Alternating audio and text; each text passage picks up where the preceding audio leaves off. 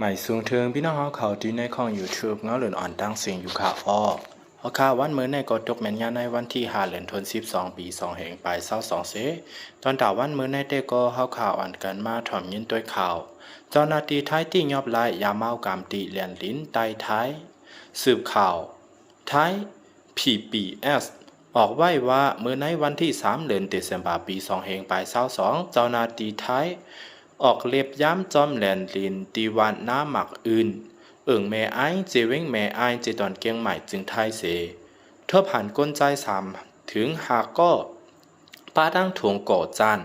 อันเอาเฮ็ดถุงเปิดแหล่เจ้าหน้าที่ไทยเขาย้อนเข่ากดแจดเส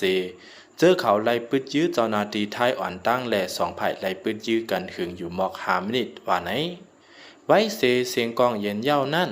เจ้าหน้าที่ไทยเขากดทัดแลทบหันยามา200,000 เมตรก้นโต้ส่งยาเมากำเตะไลเลียนไปเขากวาดขึ้นดีในแหลนลินเมืองใต้ขึ้นเย้าว่าไหน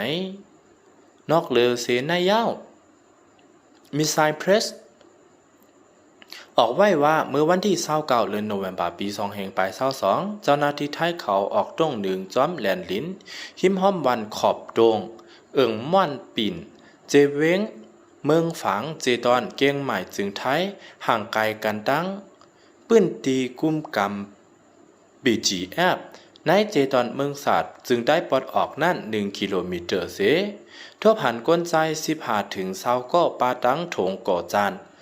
เข้ามาที่ในแหลนลินไทยแลเจ้าหน้าที่ไทยย้อนเขากดทัดเสเจอเขาไล่ปืดยื้อเจ้าหน้าที่และ2 ไผ่ไล่ปืดยื้อกันหึง5 นิดว่าไหนไว้เสียงกองเย็นกว่าเย้านั่นเจ้าหน้าที่ไทยเขากดแจทัดเสที่ยอบไล่ยาไอจำ2 ปากกิโลกรัมก้นเต้าส่งได้อ่ำตันที่ยอบไล่ว่าไหนยาเมากำอันที่ยอบไล่ในเจ้าหน้าที่ไทยเขาว่าไล่ส่งกว่าที่ห้องปลีกอันมีในแม่ไอเจตอนเกียงใหม่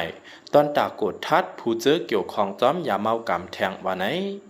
เกี่ยวเลยลองในเสเจ้าหน้าที่ไทยเขาย่างไล่ลัดว่ามือป้วนมาในจุ้มก้ายขายยาเมากำเขาคัดเจอลักหลอมเอายาเมากำเข้ามาในเมืองไทยแหลกกอบนั้นตีไล่เฮกังหนังคืดจำเสียอำกาย่างเตเพิ่มแถมเอ็นแห้งออกเล็บย้ำให้เจอนำขึ้นมาหรือสีเก่าว่าไหนเอาค่าข้อมูลเข่าหัวในกอแรงอิงมากขึ้นตีสืบข่าวใต้ฟรีดอมแดมในไว้ค่ะอ้อ